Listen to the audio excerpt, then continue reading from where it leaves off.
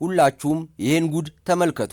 ወጣቶቻችን ወዴት እየሄዱ ነው? የወረደ ስብዕናና ድፍረቱንስ ከየት አመጡት? እጅግ በጣም ያሳፍራል። በምስሉ ላይ የምትመለከቱት ልጅ በአዲስ አበባ ከተማ የፈጸመው አስነዋሪ ተግባር መነጋገሪያ ሆኗል። ሰው ጉልበት እያለው በወጣትነት ዕድሜው ሰርቶ መቀየር ሲገባው ምንም ላይጠቅመው እንዴት በዚህ ልክ የዘቀጠ ተግባር ውስጥ ይገኛል? በዚህ ጉዳይ ላይ ሐሳባችሁን አካፍሉን። ግለሰቡ አደባባይ ላይ በድፍረት ያልተጠበቀ ነገር በማድረጉ በፖሊስ ተይዞ ጉዳዩ በሕግ እየታየ እንደሚገኝ የአዲስ አበባ ፖሊስ አስታውቋል። ሙሉ መረጃውን ከዘገባው ተከታተሉ።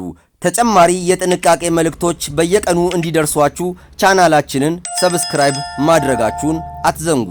ተከሳሽ እስራኤል ይስሐቅ ወንጀሉን የፈጸመው በአራዳ ክፍለ ከተማ ወረዳ 6 ክልል ልዩ ቦታው ራስ መኮንን ድልድይ አካባቢ በሌሊቱ ክፍለ ጊዜ ነው። በአራዳ ክፍለ ከተማ ፖሊስ መምሪያ የወንጀል ምርመራ ቲም ኃላፊ ረዳት ኢንስፔክተር ቶማስ ሚላ እንደገለጹት ተከሳሽ እስራኤል ይስሐቅ ንብረትነቱ የአራዳ ክፍለ ከተማ የጽዳት አስተዳደር ጽሕፈት ቤት የሆነ በመንገድ ላይ የተተከሉ የጥቃቅን ደረቅ ቆሻሻ ማጠራቀሚያ በሌሊቱ ክፍለ ጊዜ እያወጣ ለመውሰድ ሲሞክር በወንጀል መከላከል ስራ ላይ ተሰማርተው የነበሩ የፖሊስ አባላት እጅ ከፍንጅ መያዙን ያስረዳሉ። ተከሳሽ እስራኤል ይስሐቅ የተባለው ንብረትነቱ የአራዳ ክፍለ ከተማ የጽዳት አስተዳደር አገልግሎት የሆነው በኮሪደር ልማት የተሰሩ አካባቢዎች ላይ የደረቅ ቆሻሻ መጣያ የተቀመጡ ገንጥሎ በመውሰድ በማዳበሪያ በማድረግ ይዞ እየተንቀሳቀሰ እያለ በመደበኛ ወንጀል መከላከል የፖሊስ አባላት እጅ ከፍንጅ ተይዘው ወደ ክፍላችን ወደ አራዳ ክፍለ ከተማ ፖሊስ መምሪያ የመጣ ሲሆን በወቅቱም ወደ 7 የሚሆኑ የደረቅ ቆሻሻ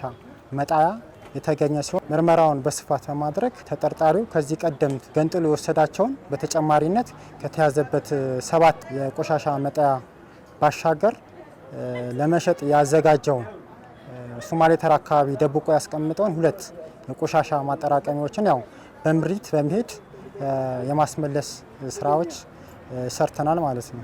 መዝገቡን በተሟላ መልኩ በማሟላት ክፍሉ አቃቢ አቀርበናል። ፖሊስ የሰውና የሰነድ ማስረጃዎችን በማደራጀት በአቃቢ ሕግ በኩል ክስ እንዲመሰረትበት ያደረገ መሆኑን የገለጹት ኃላፊው ጉዳዩን ሲከታተል የቆየው የፌዴራል የመጀመሪያ ደረጃ ፍርድ ቤት አራዳ ምድብ 5ኛ ወንጀል ችሎት ተከሳሽ እስራኤል ይስሐቅን ጥፋተኛ ሆኖ በማግኘቱ በ6 ዓመት ከ6 ወር ጽኑ እስራት እንዲቀጣ ውሳኔ አስተላልፎበታል። ህብረተሰቡ እንደዚህ አይነት ድርጊት ባየ ጊዜ በእኔነት ስሜት ለህግ አካላት ማሳወቅ አለበት ሲሉ ረዳት ኢንስፔክተር ቶማስ ሚላ መልእክታቸውን አስተላልፈዋል።